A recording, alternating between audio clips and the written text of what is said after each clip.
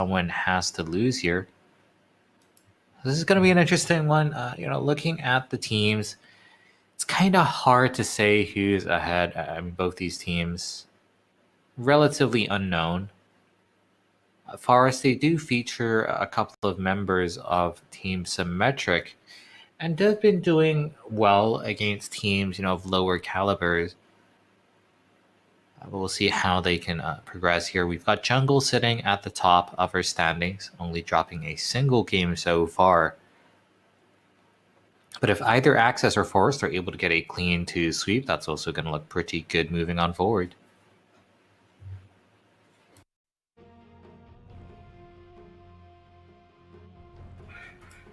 So diving on into this, Chinese teams, we do see draft somewhat differently. We see also playing differently.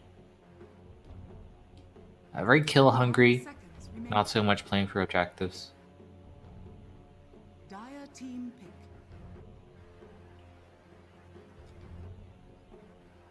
And that tends to mean that, if one team is ahead, they can continue finding kills, continue crushing the enemy that way.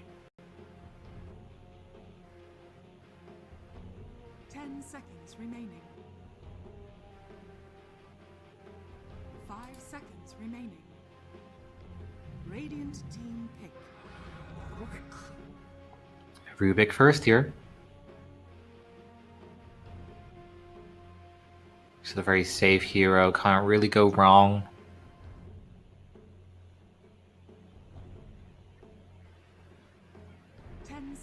Remaining. 5 seconds remaining. Dire team pick. Lina likewise. A fairly solid support, but can be flexed into the mid role. We do see Lina's picked up very often with some sort of reliable stun. If you want to be running Lina in the safe lane, pick up a Sven, Stormhammer into Light Strike Array. Plenty of options down bottom as well, Slaughter being one of them that has been banned.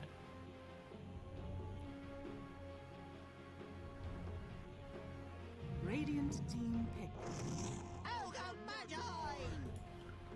Access going for another very generic, can't really go wrong hero in that Ogre Magi.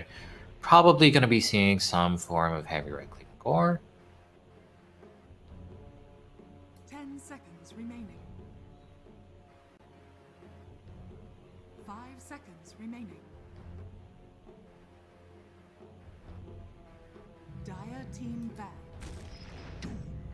But the Doom coming out here, that's going to be a little more interesting. Now, I think when you see the Doom and the Luna, you have to ban out the Grimstroke. Otherwise, double Laguna Blade, double Doom. That's very powerful. And Forest, one of the issues we see with the Doom is that you can just Doom someone and they can run away. And so it's nice to have some form of a chase afterwards. Sometimes we see a hero like the Storm Spirit, a lot of mobility, or maybe an Ember Spirit, just being able to hunt down these kills. It remains to be seen Radiant team back.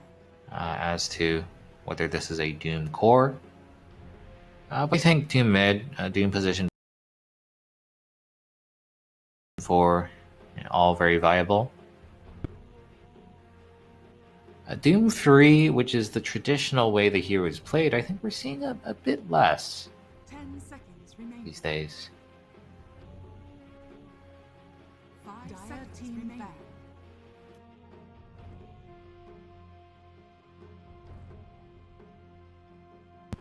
Radiant team back.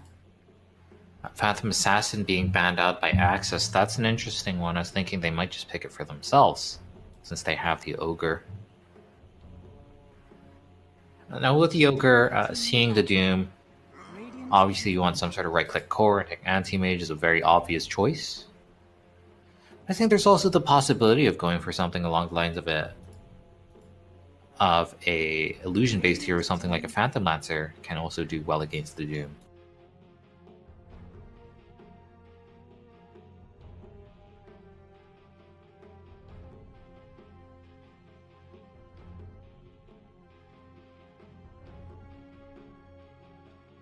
10 seconds remaining.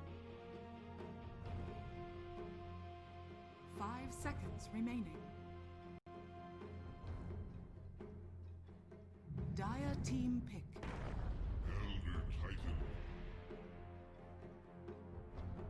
Radiant team. We're going to see the ET being picked up here. More and more teams favoring the ET. A fairly solid team fighter, but does need some form of setup. And as it stands, they don't have super reliable stuns. Nothing like the Rubik, nothing like the Ogre. You know, we've got Lina. Nice stun. But it can be hard to hit. And similarly, the ET against high mobility heroes such as Windrunner, it can struggle a bit. We are going to be seeing the Ember Spirit, you know, one of the ways of chasing down doomed targets. One of the ways of catching out the Wind Ranger from a fairly long range. The Pangolier coming in. This is an interesting one. The Doom can be very good against the Windrunner because Doom actually applies a Dispel. You can get rid of Windrun and chase her down. And likewise, the Pangolier, if you Doom him, obviously you can't use his roll. You can even Doom him during the roll. But if you Doom him during the roll, it's not like it gets cancelled. He can still just keep running around. And if they had known that the Pango was coming out, I think the Grimstroke would have been a very good option here instead of the Elder Titan. We talk about the synergy with Leon and the Doom, but Pangolier gets hard countered by Grimstroke. It's a bit of a strange mechanic, but he actually can't move while he's leashed to another hero.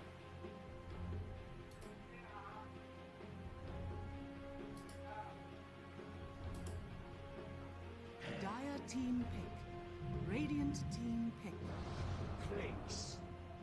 Going to be seeing that Clanks come out. That's a very interesting one.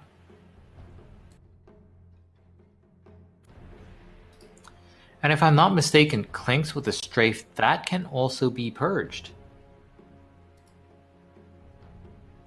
So I wouldn't say it's a particularly good hero to have against the Doom. But when you've got the Clinks, when you've got the Wind Ranger, I think it's very obvious that you're going to be trying to kite around the enemy. There's 3 melee heroes on the side of Forest. And if they're coming in to deal damage up close, it means they're going to be taking a lot of hits. Also possibly grouped up together from the Pangolier. Already Axis, they have a very interesting draft. Not the most common heroes. I mean, Pangolier, we see a lot in pubs. But it's not actually that common in professional games.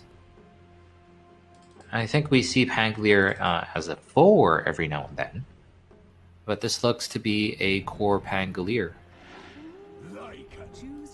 But Lycan coming out here, again, it's sort of that chase. It's the ability to hunt down kills after they get doomed.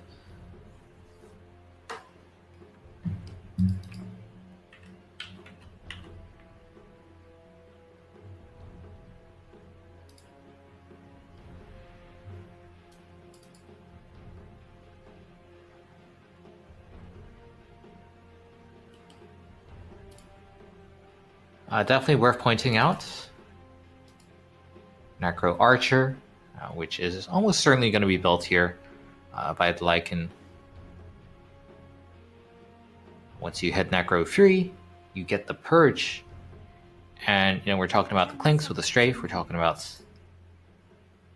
the Wind Ranger as well with the Wind Run. I think that's going to be a very powerful ability. We'll see how the micro is for Forest, but I don't see any reason why it wouldn't be good.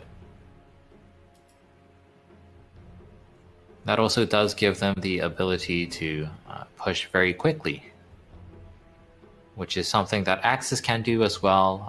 If you have the Clinks, you get the Desolator, can tread towers. So I think if one team gets the ball rolling, this could potentially be a very fast game.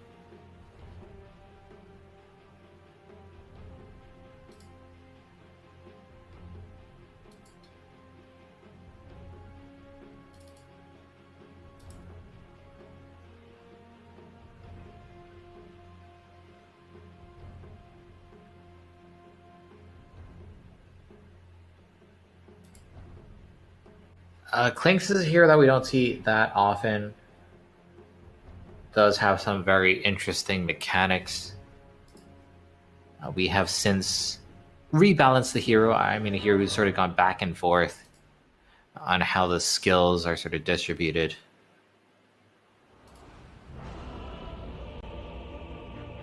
But we do have Strafe back to its original form. We have Skeleton Walk back to its original form, no longer providing attack speed. But instead, if you take the talent at level 10, which I think you almost always want to do, you get an extra Burning Army Skeleton. And with the Death Pact, you are surprisingly tanky. And that can obviously be very useful against the Doom. But if you're doomed, that's a lot of your damage down. You aren't able to use the Searing Arrows. And we often do see the Aghanim Scepter rush on the Clinks, sort of before or after the Desolator. But I think, against the Doom, as long as you're able to keep your distance, you do want to go for the Axe. Because you get the Axe off nice and early, then being doomed afterwards, it's not like you can doom the individual creeps, the individual skeleton army archers.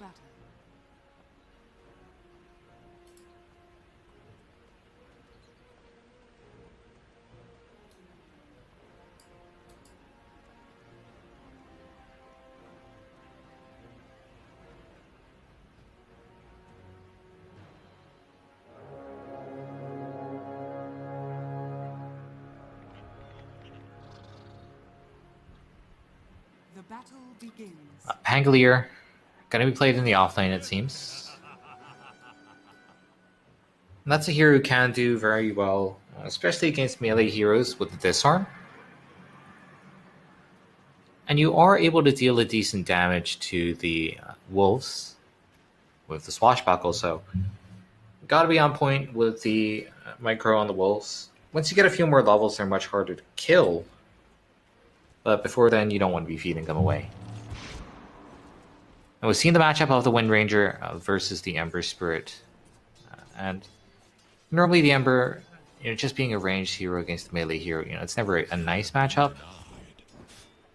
Once you get a few points, a few levels, you should be able to lane just fine. Getting 2 denies like that obviously hurts the Wind Ranger. Yeah, Yogi taken extremely low. He will just about be able to survive. Wild will be able to get that last hit.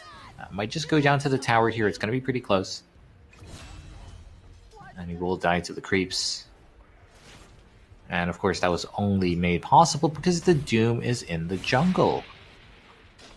Doom starting off in the jungle, just looking to get a good creep, shows up to lane late. Now, Doom, I don't think, has a particularly good matchup into Clinks, because Clinks deals a lot of physical damage. And the Doom has very low armor.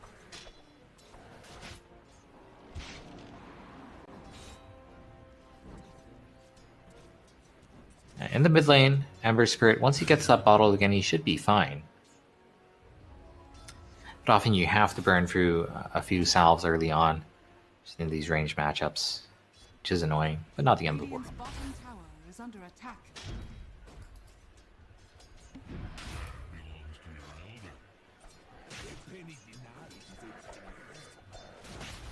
So far, I don't think we've seen any wolves fed over.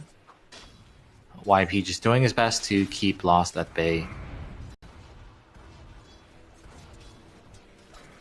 Elder Titan being one of those heroes who's very strong in lane, trading with the right clicks, but how are you ever supposed to close the distance onto a Pangolier? Solon finally joining lane. It is going to be a position-free Doom.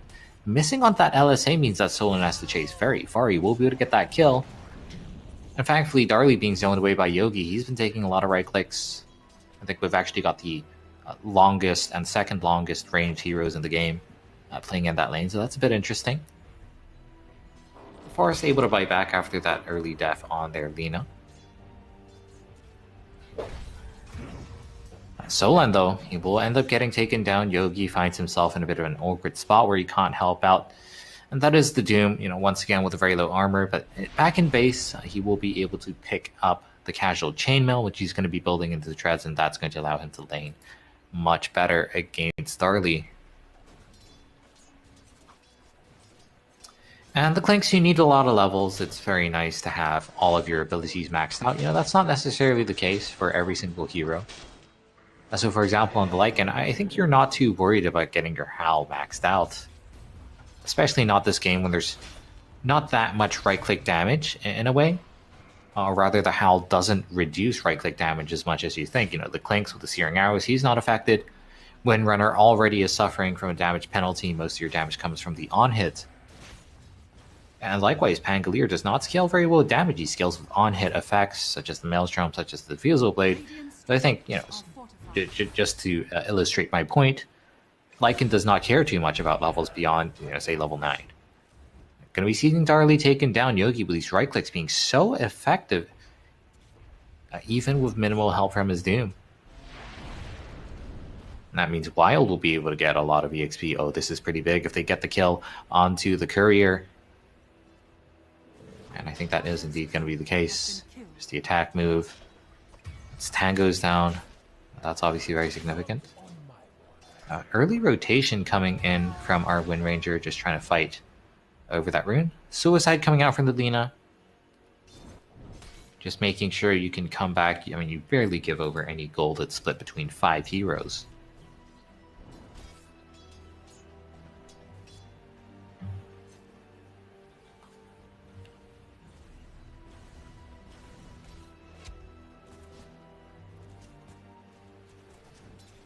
Having a decent time mid on both these mid heroes. Neither really getting an advantage. Now at level 6, Ember Spirit is quite good at roaming. Whereas level 6, the Wind Ranger, perhaps not so much.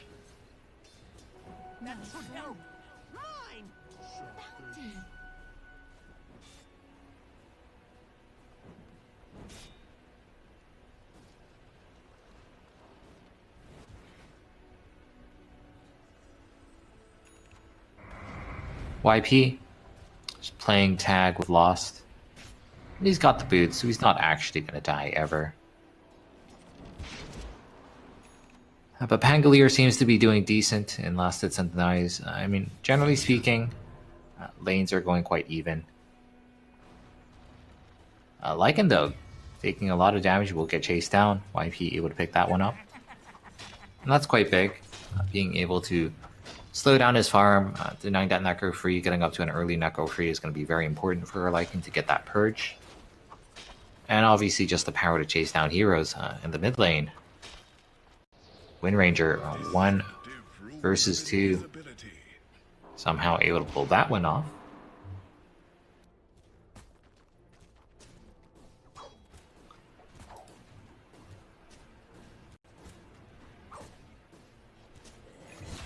Wai Shen, he's going to be fine in this lane.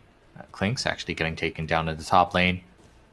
But Doom being very low. Should be able to get out of there with a little bit of help. But no, Wild is able to chase that one down.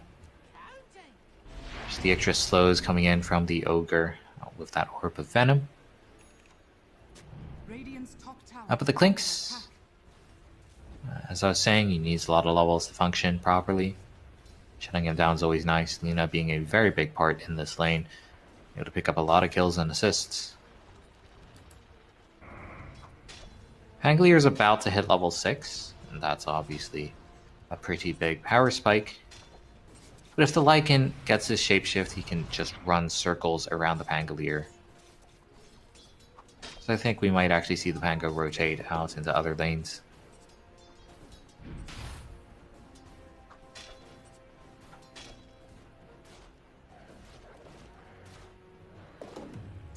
Still working on that Necro, Lycan not having that good of a time here. Up top lane, Doom is available. But the TP coming in.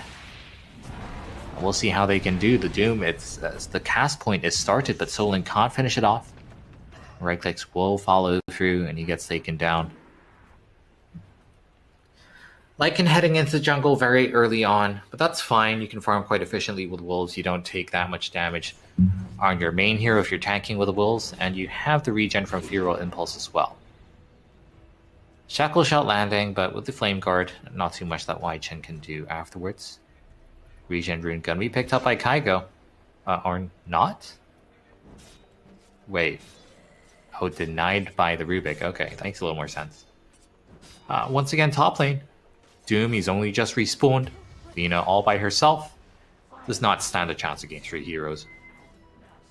I'm not too sure why he stuck around for that long. I think that was a pretty obvious outcome.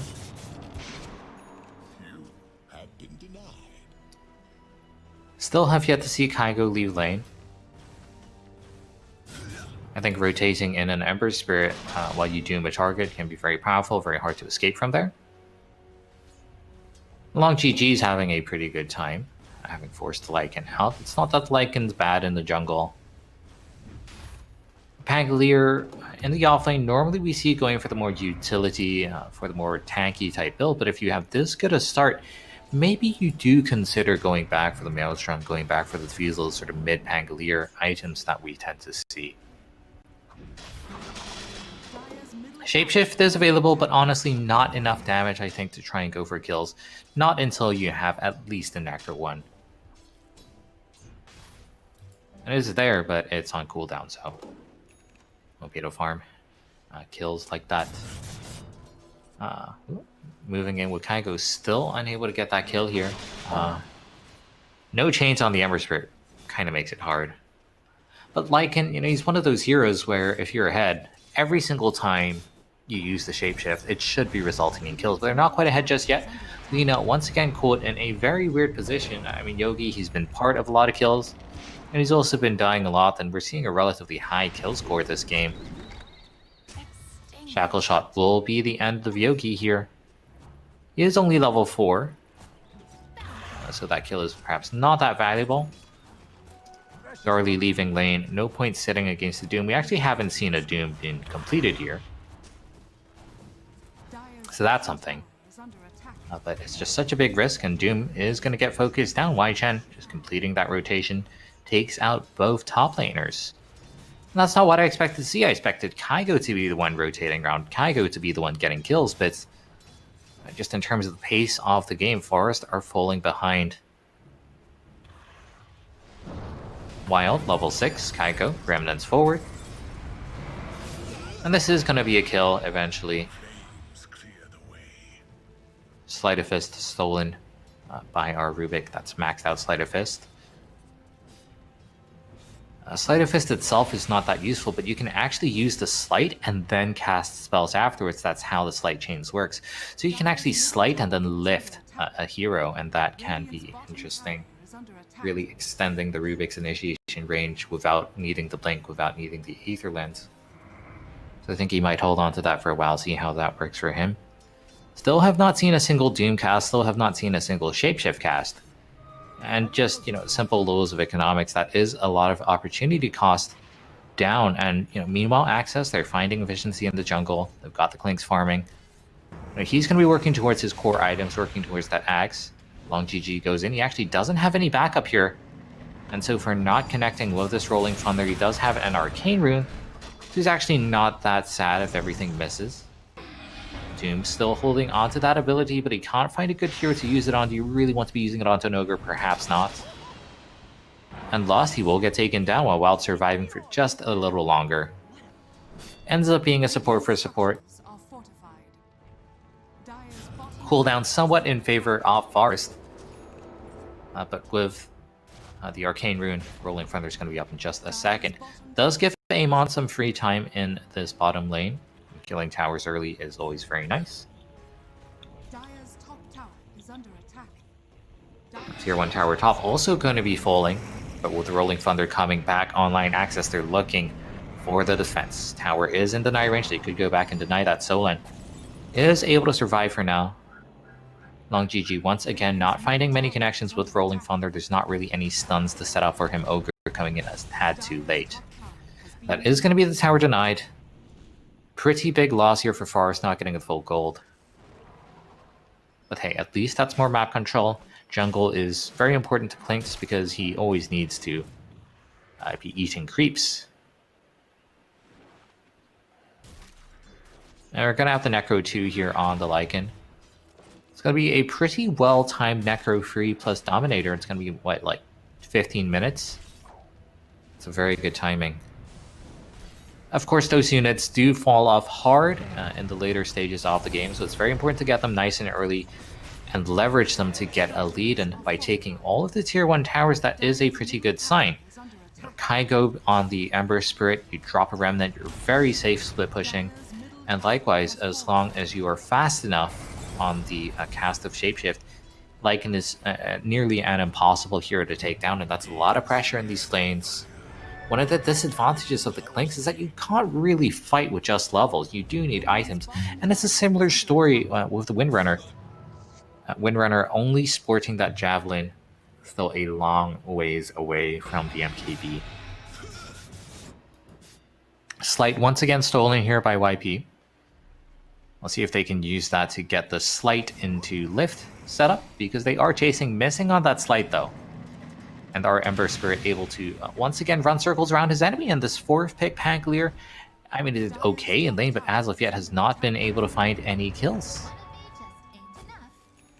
That's the 3rd Rolling Thunder we've seen not being used for anything. They have detection, gonna be using the Doom, seeing that many heroes down bottom. They know that Access have no way of defending the Clinks. They can even afford to sit under the tower for a while. Solon feeling very confident. Power shot, not able to take down Lina. Focus fire, Solon hiding in the trees. If he can juke this out, they might even be able to turn around with a kill. But that's provided Solon does not die here, and he's doing a decent job surviving juking in the trees. Eventually will get chased down, however. And Wei Shen, he's been involved in a lot of kills, rotating very early on. Actually a step behind the Ember Spirit, a step ahead rather of the Ember Spirit. It's the Ember Spirit who's falling behind in action, which is surprising. We'll see if that early MKB is enough to carry the game. An early MKB, you want to be able to focus down towers. You want to be able to focus down heroes. But I don't know if they're going to be able to do that. It's kind of weird to see a melee hero kiting out a range hero, but that's absolutely what's going to happen with the Ember Spirit. He's so mobile with the Remnants, and likewise, the Shapeshift, having your main hero not there is not a problem because you've got all those creeps, and you're not going to be focus firing a Necro Warrior, are you? Going to be seeing Shapeshift finally use here. They want to chase on for these kills. I believe they've got the Necro free here, and they've got that Purge. Lots of damage can come out from Darley, though. He's just picked up that Desolator, so the minus armor coming in. But the creeps, they just do so much. And with the detection, they're unable to escape on the Clinks, but just able to finish off our Lycan. Was very close, but of course, getting the kill onto YGen, that is pretty big as well.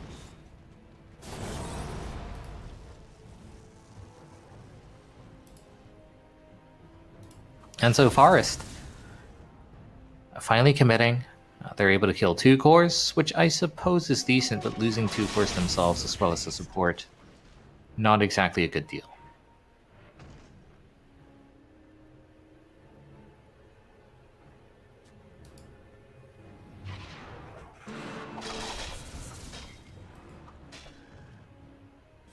And Forest here, they had the tools for aggression.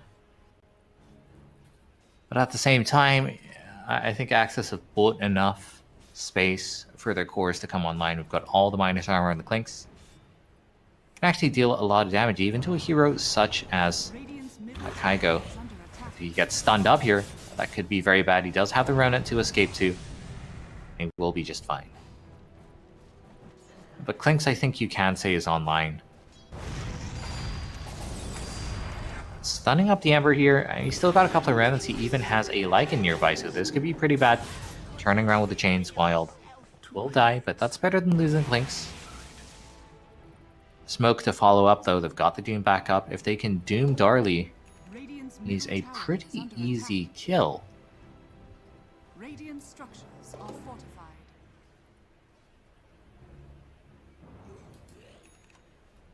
You can purge off Strafe, but you actually cannot purge off Skeleton Walk. So if our Clinks gets the Skeleton Walk off first, and that is indeed going to be the Doom target.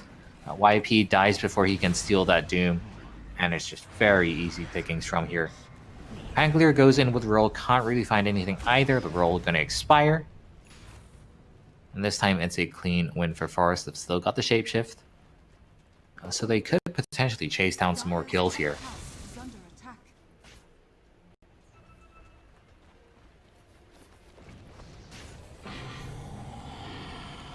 And Amon is indeed going to be doing that. He's got the Purge. Wai Chen, though, trying to TP out, actually not having the micro there. He had the net, obviously, on the Troll Summoner. But not using that on the Windrunner. Windrunner able to TP out. And even if they do get long GG, it's still not that high value of a kill compared to the Windrunner. And now he might just get chased down as a result. Wai Chen TP back to base. Comes out once again, and that is another death on the Lycan. Just trying to chase these kills, and again, he gets the kill, but he trades out. I don't think that's worth it, because the Lycan, he's sitting at top of net worth. If only he had killed the Windrunner, he wouldn't have to chase that far for other kills, and the Windrunner simply wouldn't have been alive to come back in and get revenge.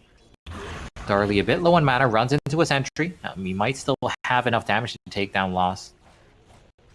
But I think he actually didn't have the mana for Strafe. If he had Strafe, that bonus attack speed might have been enough. Kaigo has an illusion rune to dispel his own chains. He's going to be chasing forward, runs right into a Pangolier. This isn't a particularly good place for a Pangolier to find bounces against terrain. So long GGG, again, comes up short. Really haven't seen that amazing Pangolier team fight, multi-hero bounces, constantly chain stunning a single hero either.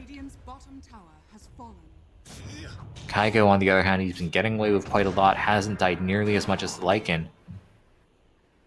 He's very high level right now, he's doing pretty well in terms of farm too. Dire's top tower is under attack.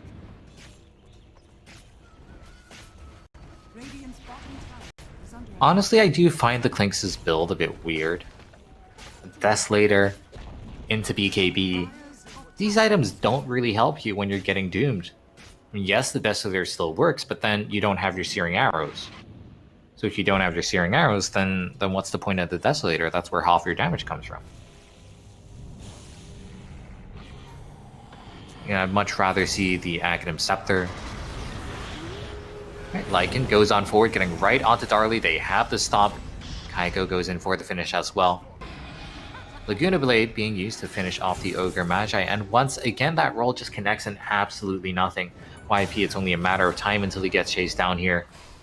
Very high mobility on Forest. Windrunner is able to get an assassination, but the trouble with the Windrunner is you can only really get one kill per team fight.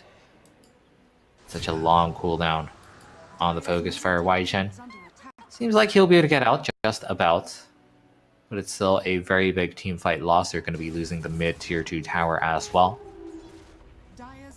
And that's shortly after the top tier 2 tower went down. There's only one tier 2 tower left standing, 21 minutes into the game. So far, our Chinese games have been very slow on the push. They've been very aggressive with the kills instead. But this time, we're seeing the best of both worlds. Forest able to get kills and towers afterwards. And that is what you expect to see from a Lycan. Going to be going for the AC afterwards. All of this is pretty standard build path. AC going to be very nice against the minus armor of the Clinks.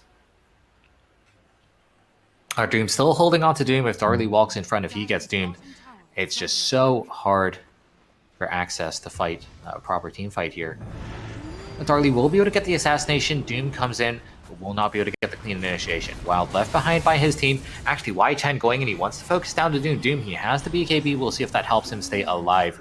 And the Doom is going to be there. Necro Buck came out to get rid of that Linken's. And, I mean, losing your most farmed hero, that's not great. But the Clinks is still alive. He still provides a lot of DPS. So far, it's a free for free. But it's Kaigo plus Lycan. Look at that damage, though. Our Lycan died in a matter of seconds. Wow. Just the skeleton archers coming out of the skeleton walk. I think he got 2 skeleton walk exits in a row and a couple of big crits, and that was enough. And I'm talking about the Clinks, not doing too well against Doom. Well, if he's not doomed, as we just saw, he does so much damage.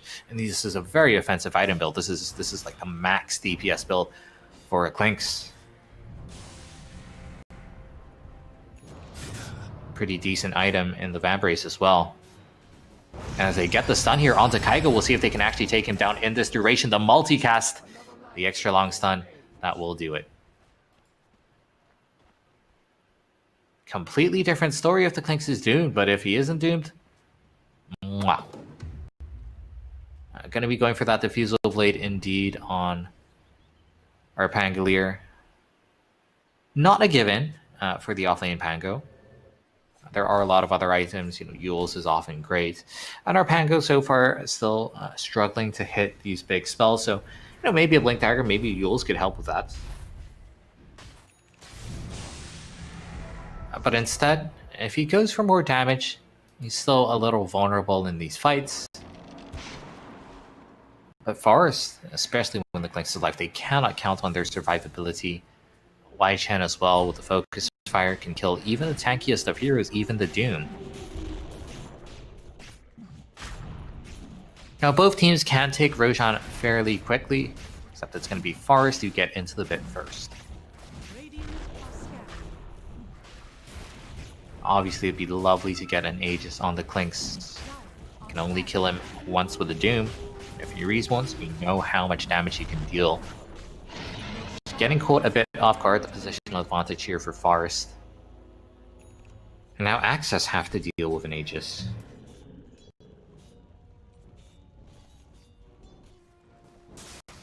Aegis Lycan, frankly, can have some struggles. We're seeing Kygo here, no multicast this time, so he will be able to get away. If that was a multicast kill, completely different story.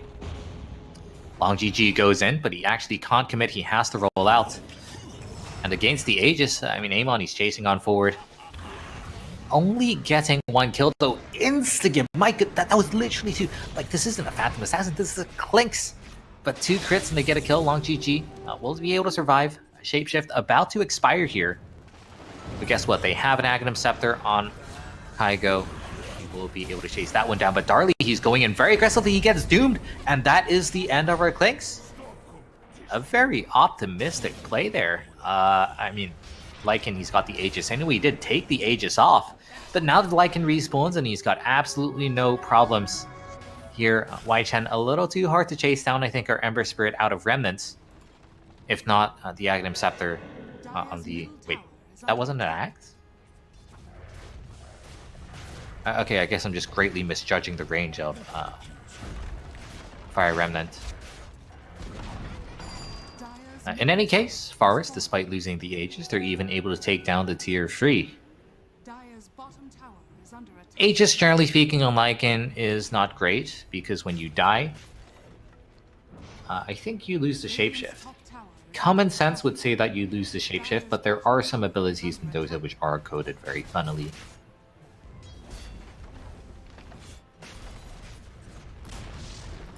We would clean up that last tier 2 tower. Forest. Net worth is still very even, but map control quite clearly going their way.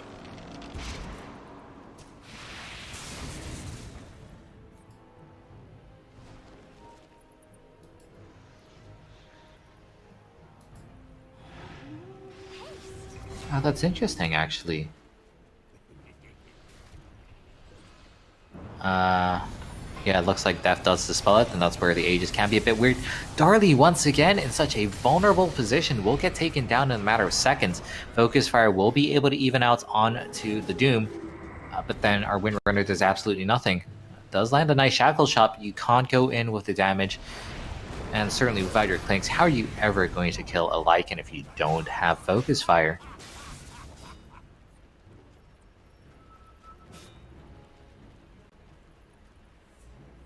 Forest very much in control of this. Again, it's not a very large net worth lead. They can push so damn quickly. There's now 2 exposed lanes of Rax. I think they've figured out that the Clinks does not have buyback. I think you would rather use buyback on a core than give away 2 full lanes of Rax, and that might be what we're looking at here. MKB finally for our Wind Ranger. I think she's been doing a pretty good job of taking down the enemy anyway. I'm just worried about this going into later stages of the game. Yes, the Clinks hurts very much. But it's nothing like when you get the Aghanim Scepter, you drop the Burning Armor, you keep your distance. Burning Army is a hero, it's a spell that doesn't really care about the Doom. You drop the Burning Army, you get doomed afterwards, that's fine, you just run away with Skeleton Walk. But right now, with his current build, he has to be in the middle of things to deal damage, and we see that not working out in multiple instances, all the more so if he gets doomed. And here we have our Lycan trying to chase down the Clinks, somehow not in range with that Necro to get... No, they're going to go high ground. And Darley, again, he deals so much damage, but not if he's dead, and he dies in a matter of seconds. Amon turning on the BKB. With the MKB, they are able to trade out one kill. Chen able to do that. But now they're still trying to fight.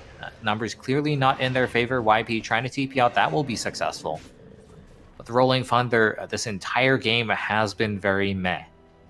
And meh does not win games. Lycans with Necro-free units pushing your Raxes, that wins games. And frankly, Access, I don't want to call this game over. Net worth is still relatively even, but being down 2 lanes of Rax is just such a big disadvantage. It just felt like all of the heroes that Access drafted didn't really do much. You know, the Clinks as a core, it's a bit of a strange pick. I don't like the item build. And matter of fact is, the Clinks has just died so many times this game. Likewise, the Pangolier, not too sold on its execution. And Forest, on the other hand, I mean, they picked a draft that last pick Lycan did exactly what a last pick Lycan was supposed to do. You run around the map, you hunt down squishy targets, and you take towers, and that's good enough. Yogi being left behind by his team.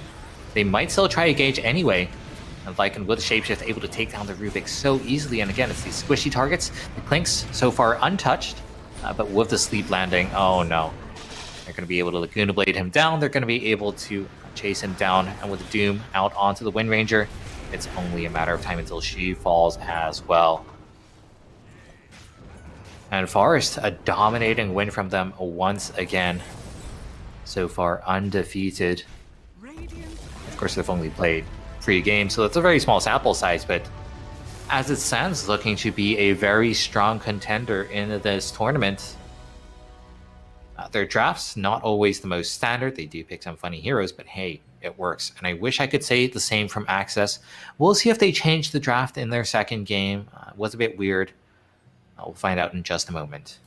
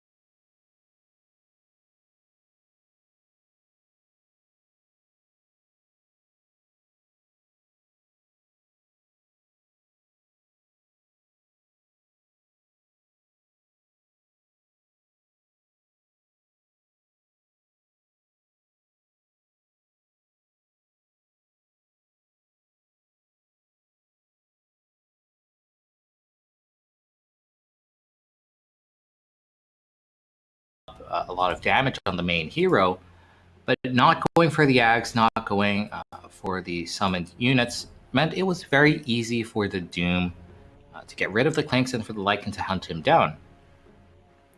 If you have the Ags, even if the Lycan kills you, you're still dealing a lot of damage in these fights. The Pangoliers build as well, I personally wasn't that big a fan of, going for the late Diffusal Blade, going for the damage. I think they would have benefited a lot from having an early Guardian Greaves and from having an early Crimson Guard on their team. Radiant team ban. Dire team pick. Radiant I can't really say, that's clearly what lost them that game. Dota's a little more complicated than that. But hopefully they have a better draft this time that just gives them more options. Forest, I think their last pick, Lycan, did a massive amounts of work. Did die quite a few times early on, just being a little too aggressive. But after some point, just chasing down kills, killing towers very quickly, I think that was an absolutely genius pick. remaining.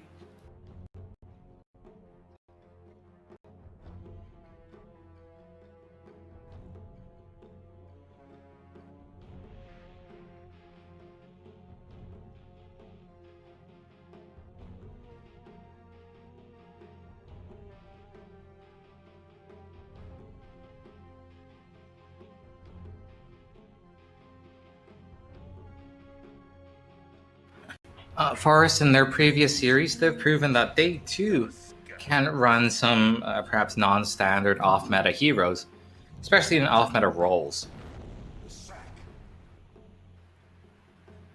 Going to be seeing the Ogre Magi as well as the Leshrac coming out. Leshrac, a hero which can be played as a support if need be. We've even seen some teams run it in the side lanes as a position 1 or a position 3, so a bit of a flexible hero in that regard. 10 seconds remaining. And just showing that early on, keeping their options open. They still are going to be looking for a right-click physical damage source with the Ogre Magi. Ogre Magi can be played by Forest this time around. And the Ogre, it did do some work Radiant in that previous game. 1 or 2 multicasts was enough for a very high damage Clinks to take out the Ember Spirit a couple of times, just one or two of these pickoffs again, but that wasn't enough for them to win. Wasn't enough to pull that game back. Radiant team ban.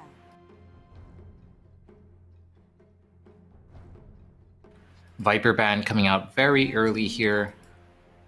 Wouldn't be surprised if we see the Spectre banned or picked immediately afterwards. Team ban.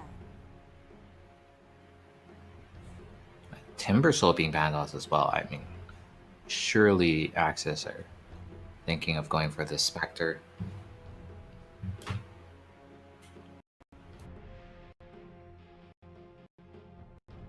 If not the Spectre, something like the Lifestealer would make a lot of sense here. It does not do well against the Timbersoul. Seconds remaining.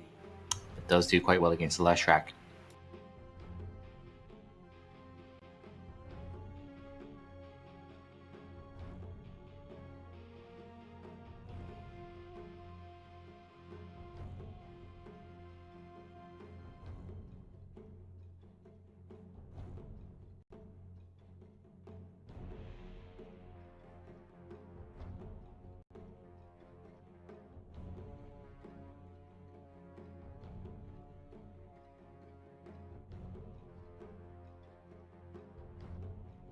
Just deciding on their final ban here. It's almost certainly going to be a position 1 ban, I want to say. They want to take out a position 1 that's good against the position 1 that they want to play.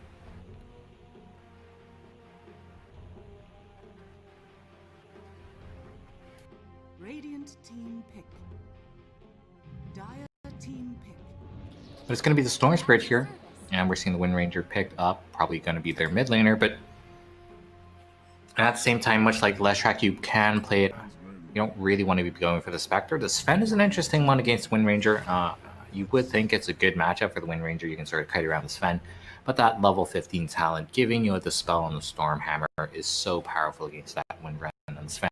He gets right on top of you with that Superman, cuts you down to size with a couple of crits. 10 seconds remaining. seconds remaining.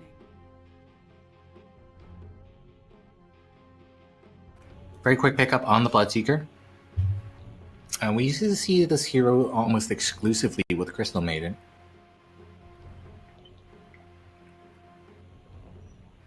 Has since fallen off in popularity, but still a very strong pick in lane. Still a decent mid-game fighter, and you are quite natural when it comes to picking up aura items, and that's always very valuable.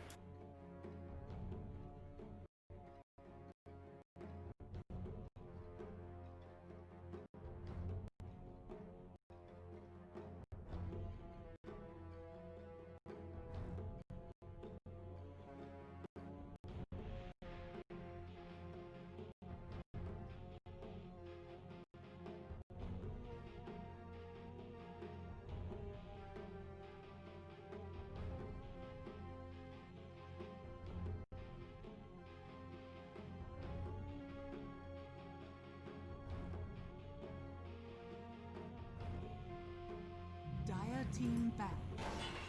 Access, going to be going for the... Okay, this is interesting. Oh, this is very interesting. So you got the Tusk and the Clockwork. Does this mean that we have a Mirana core? Huh. I mean, we've seen a core Tusk in the past.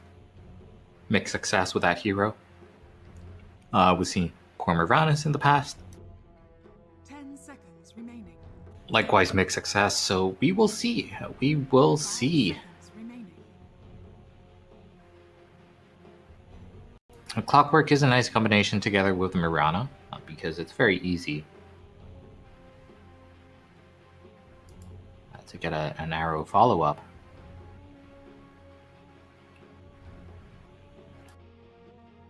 Radiant team ban.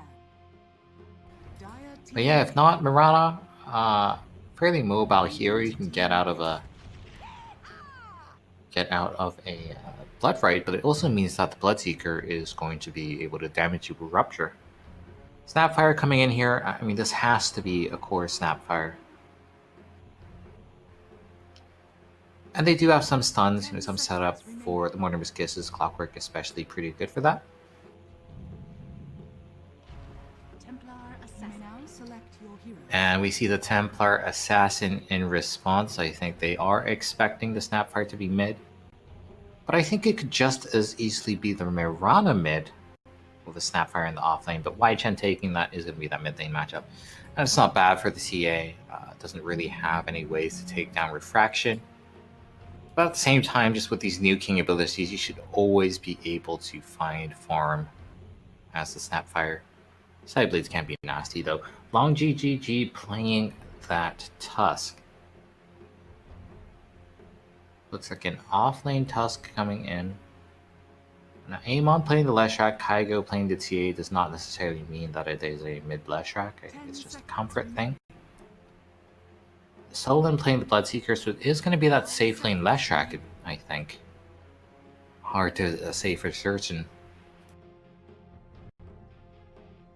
But that is one of the possibilities we talked about earlier.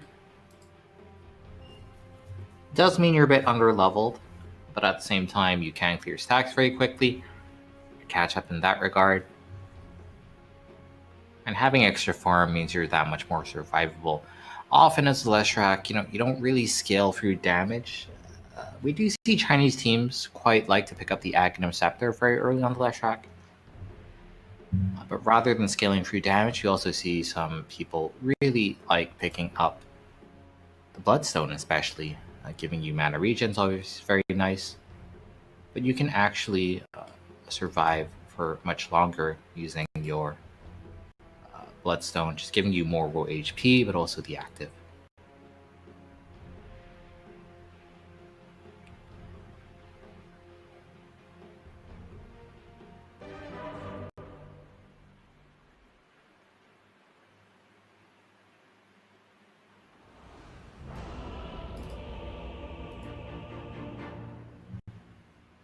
Now, Sven, I think, should have a decent time this game.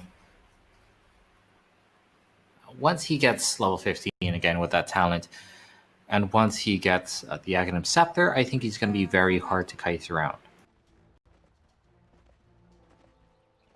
You add a BKB on top of that, and he's going to be absolutely fine. But before that, I think it might be difficult for him to join fights. A lot of spells casually just flying through all these stuns. So I think you're going to have the Sven farming for a very long time, but I think Sven in the late game, especially with a support windrunner, is just unmatched right now. And we saw a similar lineup from Forest in the second game of the day, where they picked a position 1 Queen of Pain. And that's similar to the position 1 Leshrac. It's not that you're bad in the later stages of the game, but you're just not that traditional right-click core. And it is a bit strange that they don't have that, position 1 hard carry. That's because they have the Ogre Magi. I mean, Ogre Magi buffing up the attack speed of the TA. That's not terrible. Long GGG here. He's going to get taken down his first blood. Amon able to pick that one up. Not too sure what the build is as a Leshrac in the safe lane, but I don't expect to see too many deviations. Probably starting out with Yule Scepter. Is going to end up being a 2 for 2 on the runes. But with first blood going over the forest, it's a pretty decent start. There are some reasons to not go for the Yules, and that's mostly because the Sven can dispel the Yules. You can actually target a hero who's up in the air. They are technically invulnerable, but they are still targetable. They're not hidden. And that will get purged. But more often than not, the build we see on Chinese Leshracs is a very early boot of travel into the Aghanim Scepter. Mid lane Kygo, we'll see how the side blades are. You actually don't have the longest attack range on the Snapfire. He's able to get a deny on the range creep. That's quite nice. Personally, I think this is a TA favored lane, but obviously Y-Chan feeling quite confident here. Yogi just about able to survive. YP dodging out quite nicely. Will be able to TP back to base. I think if Yogi was any closer, they could have tried to trigger the Hellbear Smash. But no YP, he will be able to get to his tower. Support Wind Ranger is interesting,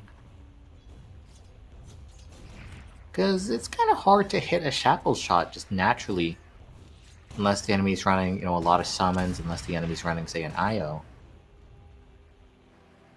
And so you do need some farm, you do need that Blink Dagger to be effective. Well, this is pretty big. All that time during the win run being stunned up, that's not great. They might be able to chase down YP first. Solon, he's got level 2, that means he's got that first. Going to be diving under the tower here. Tower shot not going to connect, but Solon not taking damage. Trying to go for the courier, that might be a bit risky though. Ends up taking a lot of tower hits for it. Could have dropped aggro before re-engaging. They're going to go for the dive here onto Darley. They've got the power shot damage. Solon once again though, he's taking tower hits. Darley hanging on Mirana. Going to be coming in. They actually splashed down the Bloodseeker. That's funny. Didn't even have vision of him. He just died to the AoE damage.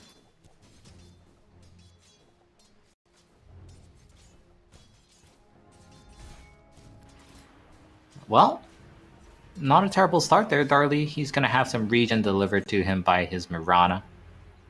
Of course, the Mirana using the TP earlier to get to the Tier 1 tower won't have a TP out, so that's a very extended period of time. But hey, your Sven's fine, and he is going to have to do a lot of heavy lifting. If you look at the CS, he is quite a ways behind the other laners. But I'm sure there will be stacks made for him at some point into the game, and he'll be able to catch up that way. Of course, Kygo playing the Templar Assassin in the mid lane is one of the best heroes in the game when it comes to taking early Ancient stacks. Nice 2-man stun coming out here from Amon. He's actually been pretty conservative with his spellcasting, still has a lot of mana here. Can be a bit weird pushing out the lane in these side lanes. They are going to go for the kill here. Amon, he's got the Lightning Storm as well, but Wild closing in on the distance. It's all up to Lost now. Can he get the kill? It's going to be mutually assured destruction. An eye for an eye. But of course, losing your support for a core, that's not too bad. Amon, again, very interested in his item build. He's got some choices. We'll see where it settles. For now, though, just going to be starting out with a bottle. Means he can spam out his spells, and rune control is going to be very important. Speaking of rune control, it is 4 minutes. Chen with the slight advantage, but seeing the ogre, seeing the Wind Ranger, he's just going to give that one up. But the TA actually not sporting a bottle herself, so it's not that important that they give her the rune. Just going to be taking it on lost, just going to be denying it to any happy enough with that outcome. Solon up top is by himself. I'm thoroughly going to use this as an opportunity to get the chain stun with the arrow. It is quite easy, but also very easy to hit. Shackle shot in the trees. Darley is going to have to disengage. It just continues to be a farm lane. CS, though, still not great for our Sven. As a Sven, you get a couple of levels into the cleave, you get the Mask of Madness. You are very efficient, but he has to get there. Nice dodge on the snowball there. Long GG able to get that solo kill. Our Ogre Magi, still with that DD, it's about to expire. Getting hunted down here. We'll have the salve cancelled, but I think that in itself is a decent win already, because it means you can secure the 5-minute runes. Every coin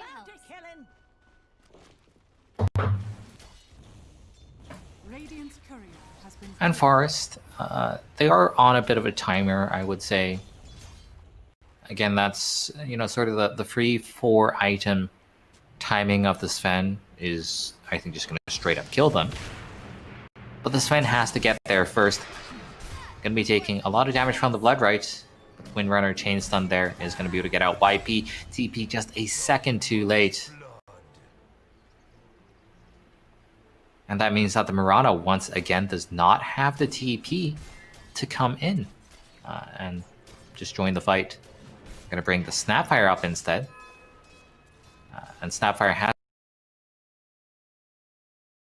Mortimer's Kisses is going to be using it for the setup. We'll be able to take down the Bloodseeker, and they better get a kill when they rotate their mid laner like that. And now you might say, Wind Ranger dying, what's the... Sorry, not Wind Ranger. Mirana dying, what's the big deal? The Mirana could instead just be stacking, so there's always the opportunity cost of time. Wild really struggling for levels despite they're giving over the mid lane for a bit. Amon with an Invis rune. This could be big, but he doesn't actually have that much backup. Slow makes it very easy to hit the stun, but the cookie forward. Chen able to close in, gets that point blank stun kill. Gets a point blank scatter shot. And they've got Amon trapped up. Not a good trade for Amon there, kind of being baited in by the Invis. And the Templar Assassin just wasn't there to begin with. And we do see Darley heading into the jungle here, using the God Strength to farm up. Can be very important for Forest to try and stop that from happening. They've got the Bloodseeker. He's very good at hunting down low HP heroes. And we'll probably see Forest really setting up the enemy jungle very soon. For now, though, Kaigo, he's happy just farming. He's happy just getting a lot of efficiency out of the jungle himself. Top 2 network spots actually belonging to Forest here. Amon doing pretty well even after that death in the mid lane.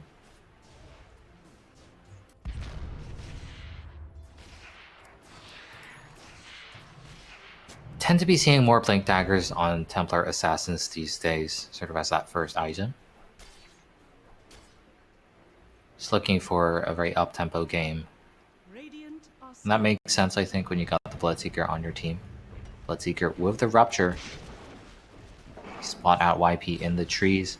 But they're going to take down the tower first. That's much easier to kill. YP going to be surviving for now, but if he gets in range of Rupture, he's very lucky that it's nighttime.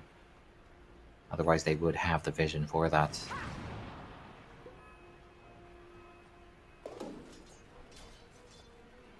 And as it stands, Access are not getting great value in the jungle for our Sven bottom lane. Amon punched up in the air TPs a little too late. Yes, they'll be to take down Wild, but it's not great losing the top net worth hero.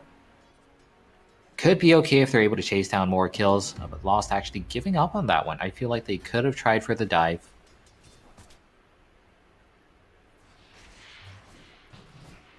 And Kaigo really not joining any of these engagements. You can rotate as the TA, especially if you get into a long position where you know the enemy's going to run. You can set up your psionic traps and get max duration from those.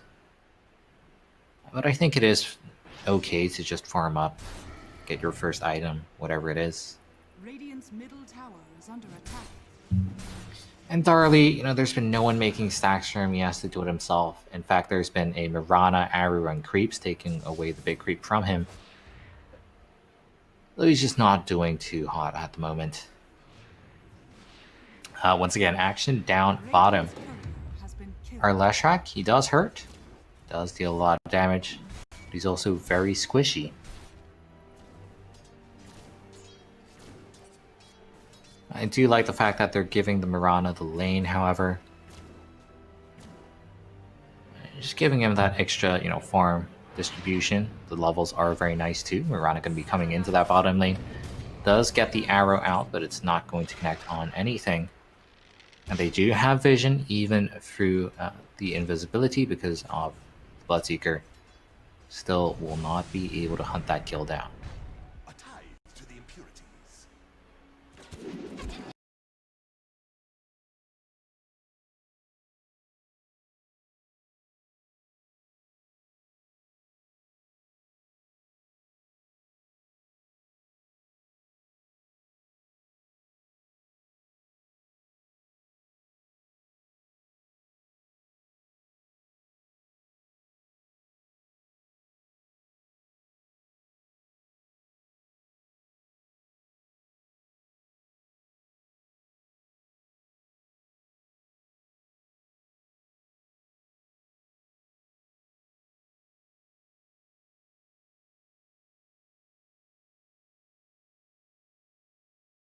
For Amon, going to be chasing onto YP. He's able to close the distance. YP, I mean, he could just leap out, but still would get chased down, so just going to conserve those charges.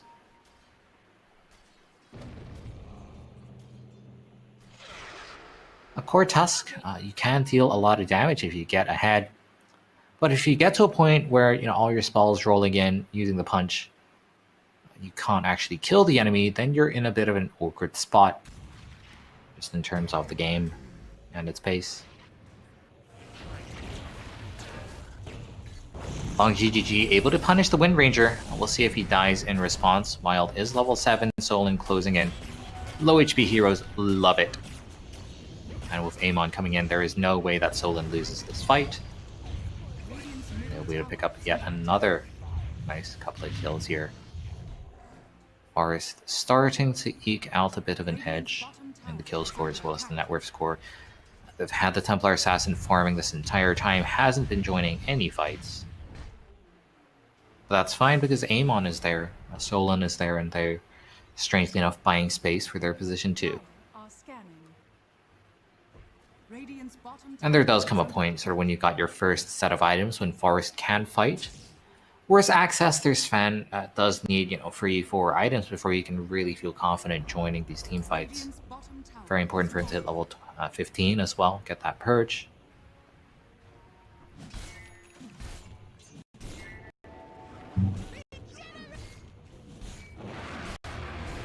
And our Tusk, there's a lot of pressure on him. He has to be a playmaker. He has to be in the front lines, allowing the Snapfire to cookie onto people. Hookshot comes out here onto our Leshrac, taking a lot of damage. Trying to get out of those cogs. Will not be able to do so. Not until the cogs expire and YP chasing him down. They will be able to get the kill. And Solon, he's pretty low as well. Rupture doesn't do that much.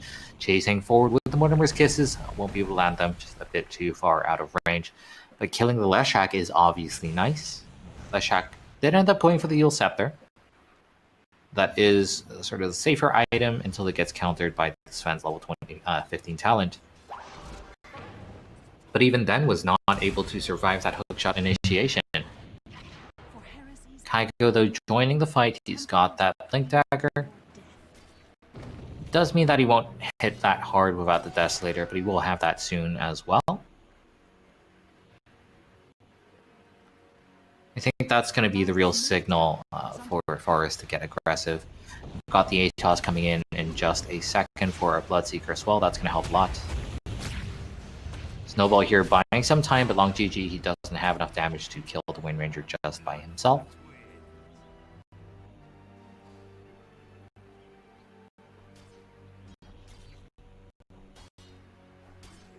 Access, I think, now would be a good time to set up some defensive vision. Just make sure that their Sven can farm. ATOS coming online for Solon. Bottom lane, though, once again initiating onto the Leshrac. The Cookie forward. They are able to close the distance. Getting calls out elsewhere, though. Leshrac is dead. Traded for the Mirana.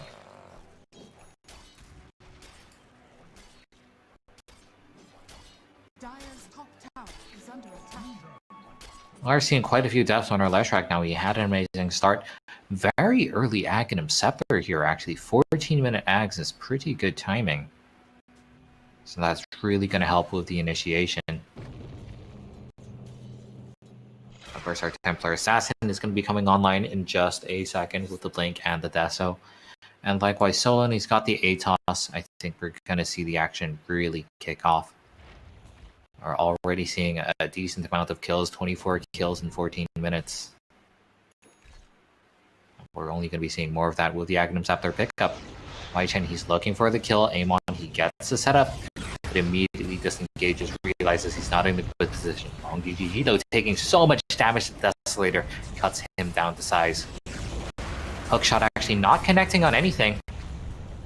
Darley joining the fight with his God Strength.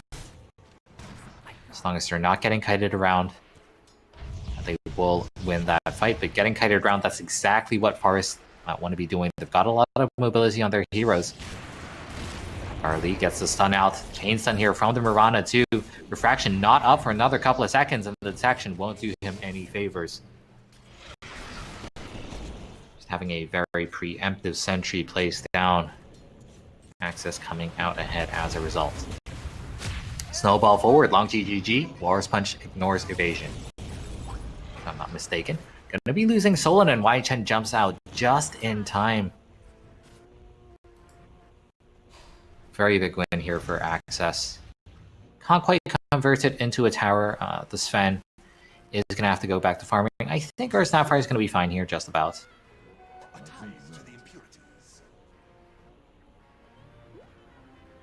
That was the Blink Deso timing for our Templar Assassin. That didn't do anything. Sven gets plenty more time to farm up and hit that 3-4 item mark. Amon once again getting initiated on a lot of damage, but they can't quite finish him off just yet.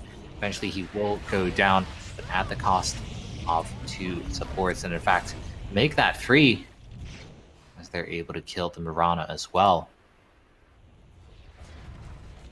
You should be able to take down this tower relatively quickly. They've got the Deso. Could potentially think about Roshan as well. Obviously, Templar Assassin with Desolator is pretty fast. But you have the Ogre and the Bloodlust buffing you up, so that's quite nice too. The 3 heroes dead. Access have no way to contest.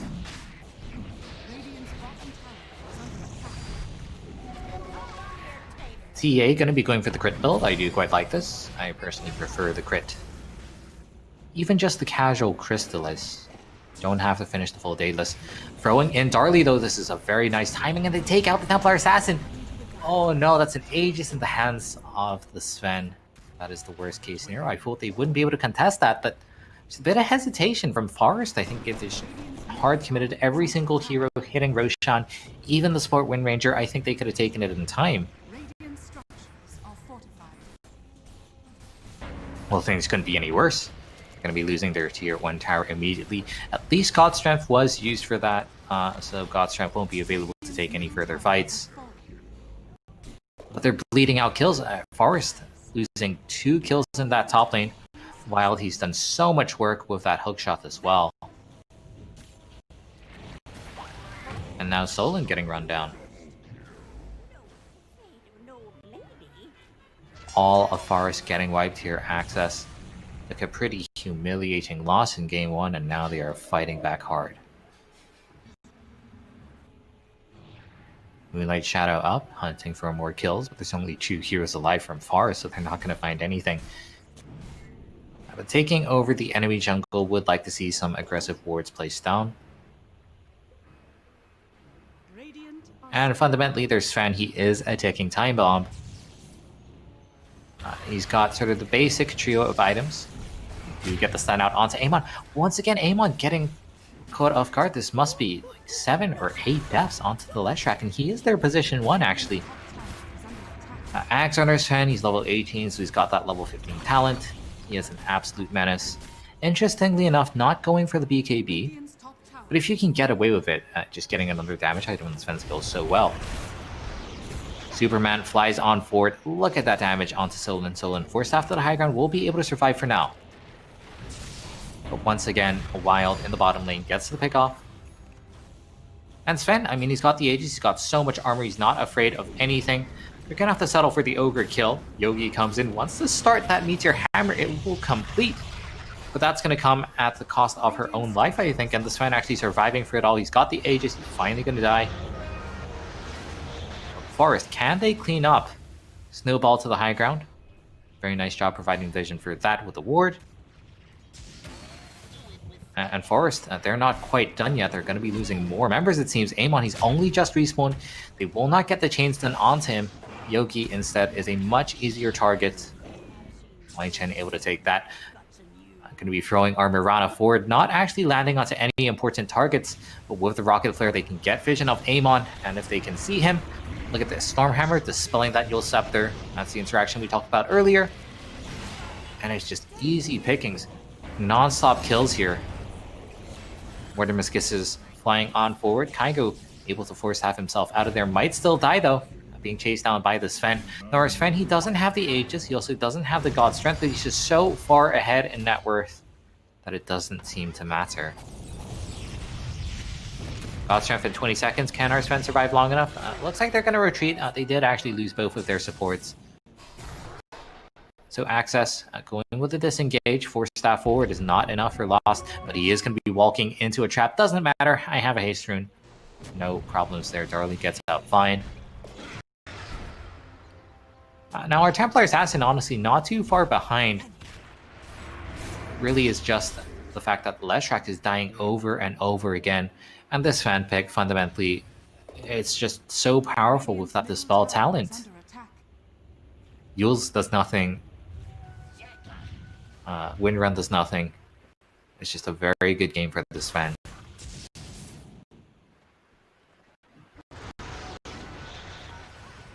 Amon with the Yules defensively knows that it is pointless on himself, but he's still going to get chased down by the Superman.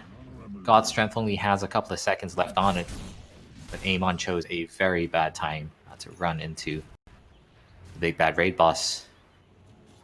Level 22 on the Sven, 21 minutes in the game. That's absolutely ridiculous.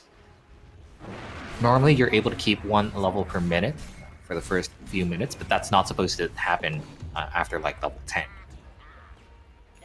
I mean, look at the levels on the other heroes. Level 13 on the Clockwork. He's literally 9 levels ahead of the supports on the enemy team. That's ridiculous. Radiant's bottom tower has fallen. They're just taking more towers. Extending that net worth lead. Now we're up to 11k in favor of Forest. And our position 1 Leshrac, it just doesn't seem to be working. Well, Yule Scepter practically isn't an item, so this is a disco pony running around with brown boots. That's all he has. He's brown boots and half an Aghanim Scepter that can be purchased. And meanwhile, our Sven getting away with no BKB. He just hasn't been punished so far. Amon not going to be able to find the kill just yet. Wild is going to die, but turning around, that is well worth it. Diabolic Edict is enough to finish him off. That's only because Diabolic Edict runs after death. And the Sven is just chasing forward. If he gets in range of someone with the axe, they will just die. It's just an absolute slaughter here, buying back. They want to go in, but Kaigo, he gets stunned up, disarmed as well, and there's absolutely nothing that he can do. Our Templar Assassin, he spent the entire game farming, showed up into fights, died, and they just couldn't get anything from there. Leshrac falling so many times in the game, TA absolutely was their last hope. And it just was not good enough. Ends up being a 1-for-1. So that's going to be pretty interesting going into the standings. Neither team really pulling far ahead. We're very early on into the Chinese bracket, so kind of hard to draw conclusions from that. We do have another Chinese game coming up in just a second. It's going to be FDDC playing up against Team Magma. That's going to be an interesting one. That's going to be happening in roughly 20 minutes from now. So we'll see you then.